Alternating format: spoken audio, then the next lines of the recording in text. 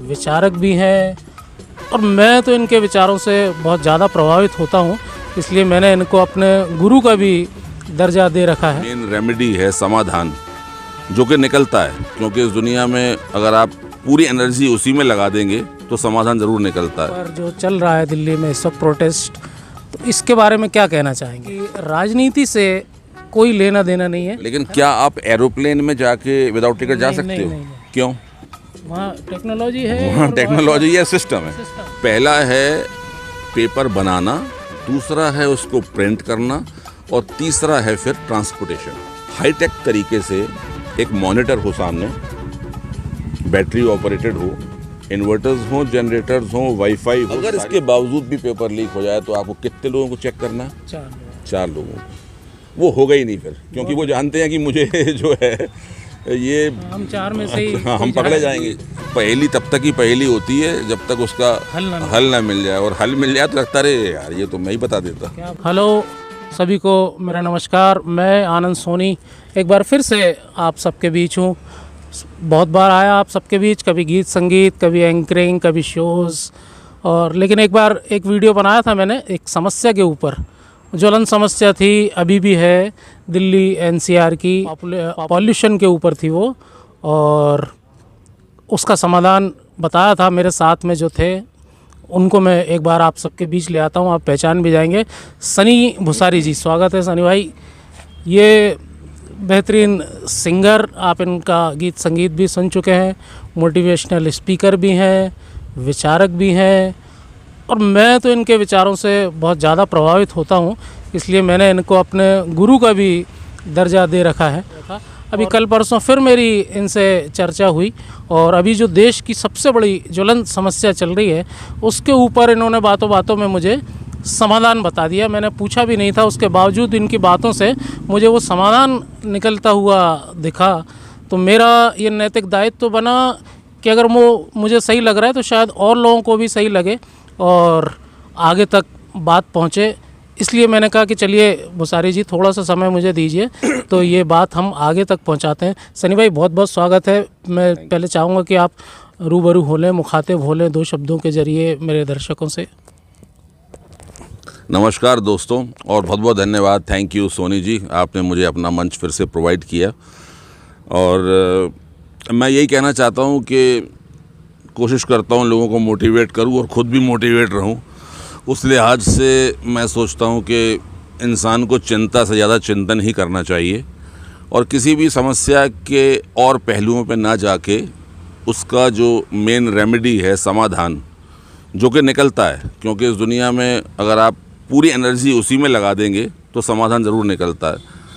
तो मैं आज जो बात करना चाहूँगा वो यही कि ये जो नीट की प्रॉब्लम चल रही है, इस पे एक समाधान क्या हो सकता है। देखिए सोनी जी, आप जानते हैं मैं राजनीतिक व्यक्ति तो हूँ नहीं, और मैं इस सब चीज़ों पे ना जाके मेरा फोकस सिर्फ इसी, मैं कोई शिक्षाविद भी नहीं हूँ, सब जानते हैं, लेकिन ईश्वर की कुछ ऐसी कृपा है कि अगर मैं अपनी एनर्जी को एक तरफ फोकस करता हूँ तो कुछ ना कुछ समाधान निकलता है। बिल्कुल।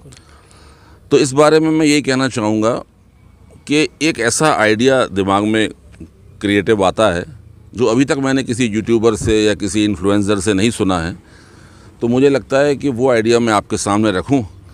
बाकी बहुत बुद्धिजीवी लोग हैं हमारे हिंदुस्तान में, तो इस पर डिस्कस करेंगे एक्सपर्ट्स। मैं एक बार फिर से बता दूं कि जैसा कि अभी भुसारी जी ने बताया कि राजनीति से कोई लेना देना नहीं है ना, केवल समाधान बता रहे हैं। बिल्कुल। हम किसी के पक्ष में नहीं है, हम किसी के विपक्ष में नहीं है, केवल इस देश की ये जो बड़ी समस्या है पेपर लीक हो जाना, हमारे इसके ऊपर बच्चों का फ्यूचर अच्छा हो जाए, उनका भला हो जाए शायद, तो हम केवल इसका समाधान बता रहे हैं। और मैं भुसारी जी से चाहूँगा कि वो इसको थोड़ा सा डिटेल में एक्सप्लेन करें कि कैसे इस पेपर लीक, ये शुरू तो यहीं से हुआ, पेपर लीक होने से इतना बड़ा ये आंदोलन हो गया, तो जड़ में गए हैं भुसारी जी और उसका समाधान खोजा है। मैंने सुना, मुझे बहुत अच्छा लगा, मेरा ये दायित्व बना कि मैं आप लोगों तक भी पहुंचाऊं। आपको अच्छा लगे तो आप भी आगे तक पहुंचाइएगा। भुसारी जी प्लीज़। Thank you. तो दोस्तों, मैं अपनी बात की शुरुआत एक उदाहरण से करना चाहूँगा। जैसे वो कहते हैं ना कि रसोई का दरवाज़ा अगर खुला है तो बिल्ली को आप क्या ही समझा लोगे, उसका क्या दोष है, क्योंकि इंसान की प्रवृत्ति तो सब काम करने की, अच्छा बुरा, वो तो हम सिविलाइज्ड हो जाते हैं, उसके बाद सीख जाते हैं क्या करना चाहिए और क्या नहीं करना चाहिए। तो बात सिर्फ इतनी सी है कि आप देखिए कि इससे पहले जब क्रिकेट हुआ करता था, पहले तो अंपायरिंग न्यूट्रल नहीं थी। तो यानी कि जब टेक्नोलॉजी आई, कैमराज आए और अंपायरिंग को न्यूट्रल किया गया, तो पहले ये दोष लगता था कि भाई डिसीजन सही नहीं। हाँ, तो अब वो मैटर ख़त्म हो गया लगभग बिकॉज ऑफ टेक्नोलॉजी। दूसरी चीज़ है, जैसे हम ट्रेन में जाना चाहते हैं तो आज भी लोग गलत तरीके से यात्रा कर लेते हैं, विदाउट टिकट भी कर लेते हैं, पॉसिबिलिटी है ना। हाँ, अभी है। लेकिन क्या आप एरोप्लेन में जाके विदाउट टिकट जा सकते हो? क्यों? वहाँ टेक्नोलॉजी है, वहाँ टेक्नोलॉजी है, सिस्टम है। सिस्टम। तो मेरा कहने का मतलब है कि अगर सिस्टम में थोड़ा बदलाव किया जाए, और मैंने पहले इसको स्टडी किया कि इसका सिस्टम एक्चुअली है क्या, तो 3 पार्ट में इसको मैं देख रहा हूँ कि 3 पार्ट में इसका सिस्टम है। पहला है पेपर बनाना, दूसरा है उसको प्रिंट करना, और तीसरा है फिर ट्रांसपोर्टेशन। तो ये 3 पार्ट में एक बहुत लंबी टीम लगती है, जिसमें आप किसी भी एक आदमी को दोषी निकाल देना बहुत मुश्किल काम हो जाएगा। तो सबसे पहले तो ये है कि कम लोग उसमें रह जाएं और टेक्नोलॉजी का इस्तेमाल हो। तो मैंने इस पर बहुत विचार करने के बाद ये सोचा कि सिर्फ 3-4 लोगों को, जबकि ऑलरेडी बहुत बेहतरीन मजबूत सिस्टम है।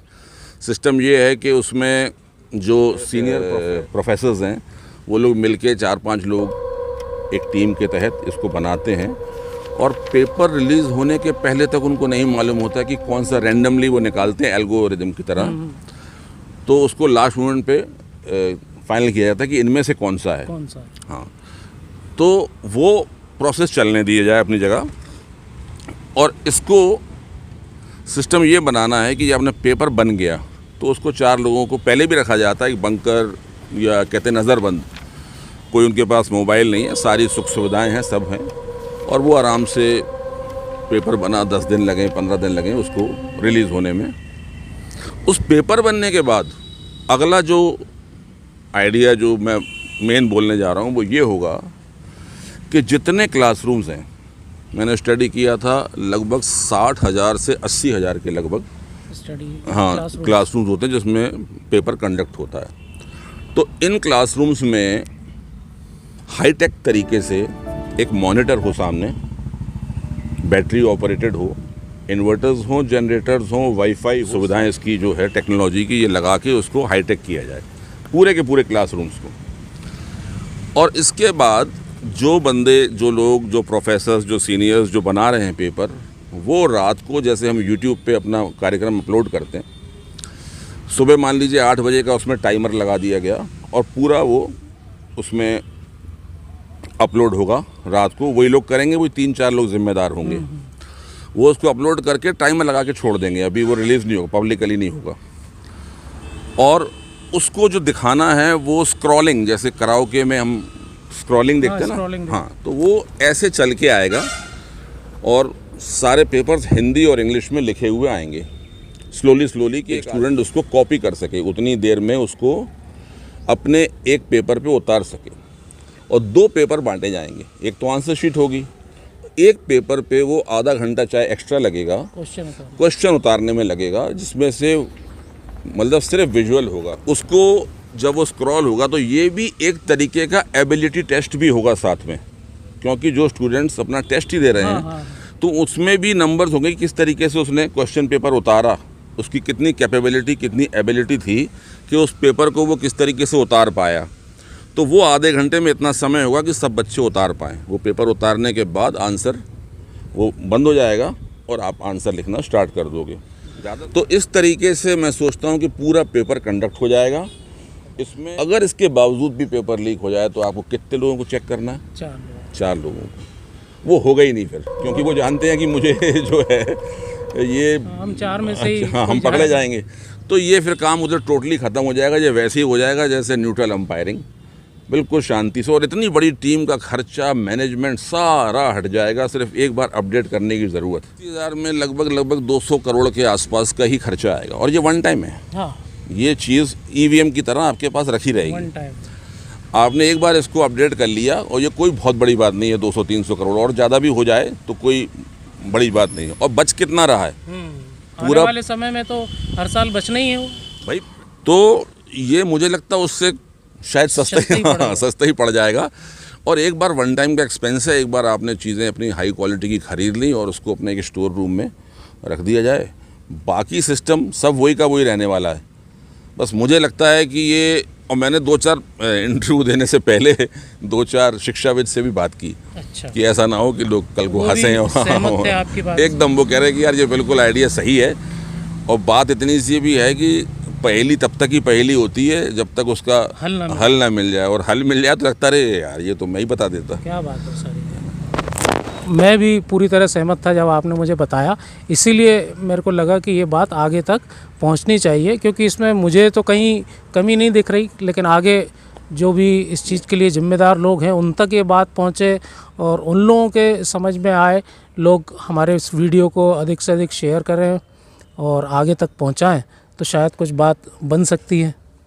बस मेरी यही रिक्वेस्ट है आप सबसे कि आप सब लोग मिलके जो भी इसको देखे, हो सकता है मेरी बात में कुछ कमी हो, उसको और अमेंडमेंट करने की ज़रूरत हो, बेटर करने की, क्योंकि मैं तो इसमें जो भी आपके सुझाव हों वो भी हमें कमेंट करके ज़रूर बताइएगा, तो हमें भी पता चल जाए कि हमने सोचा और हमें सही लग रहा है, आप सबकी नज़र में सही है कि नहीं, या अगर थोड़ी बहुत कुछ कमी हो तो उनको सुधारने की कोशिश करेंगे हम। ठीक है भूसारी जी, कुछ और कहना चाहेंगे? यही कि बस शेयर ज़रूर कर दीजिए हर स्टूडेंट को, जितने भी आपके सोशल मीडिया हैंडल्स हैं, जहाँ भी आप है, फेसबुक चलाते हैं, जो भी चलाते हैं, उसको शेयर ज़रूर कीजिएगा, क्योंकि हो सकता है कि इससे आने वाला जीवन बच्चों का बिल्कुल सुधर जाए, पॉसिबिलिटी है। ठीक है सनी भाई, बहुत बहुत धन्यवाद आपका कि आपने मेरे निवेदन पर ये वीडियो बनवाया, और आप सबका भी बहुत बहुत धन्यवाद जो आप लोग इसे देख रहे हैं। लेकिन जैसे कि हमने आपसे निवेदन किया, गुजारिश की है कि इस वीडियो को अधिक से अधिक शेयर कीजिएगा। आता रहूँगा मैं बार बार आप सबके बीच, जब भी मुझे कोई ऐसी बात मिलेगी कि किसी बड़ी समस्या का, देश की किसी समस्या का समाधान निकलता हुआ दिखेगा, तो मैं ऐसे ही आप सबके बीच आता रहूँगा। धन्यवाद आप सभी का, बहुत बहुत धन्यवाद। और एक बार फिर से आपका धन्यवाद भूसारी जी, नमस्कार।